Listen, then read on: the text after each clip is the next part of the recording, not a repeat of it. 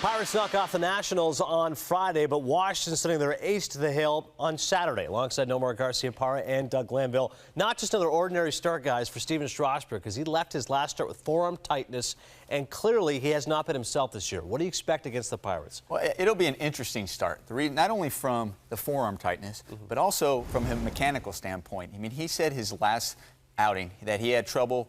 You know, he was pulling the ball, he had trouble with his command, and to me, that raises a red flag because he didn't understand why. I know as a hitter, when I'm struggling and I can't feel why I'm pulling out, and even if I notice it, you know, on film, and I say, well, here, I'm opening my shoulder, or whatever it may be, but I can't feel it, that's something that that's hard to get over, especially on a confidence level. I want to have confidence that I can feel it and make the adjustment in the middle of the game. So I'm curious to see if he starts losing command, if he can make the adjustment in the middle of that game and find that strike zone. Well, I expect the Nationals to continue to watch him closely, and I think it's been somewhat of a source of frustration for him how things ended up last season with the inning count, and all of a sudden this year he's not quite the ace form. He's there, but he's having, you know, issues getting loose, or, you know, it just hasn't quite hit his stride.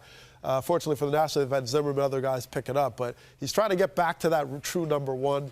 I think he's going to be very competitive as usual, but it's a matter of what's going to happen in those late innings and how closely they watch him. Yeah, it's the first inning that is where he has struggled, but overall the numbers, you're right, 3.13 ERA, 3-1 strikeout to walk ratio, but it's a one-loss record that's the most despairing. 1-4 right now in the early going for Stephen Strasburg.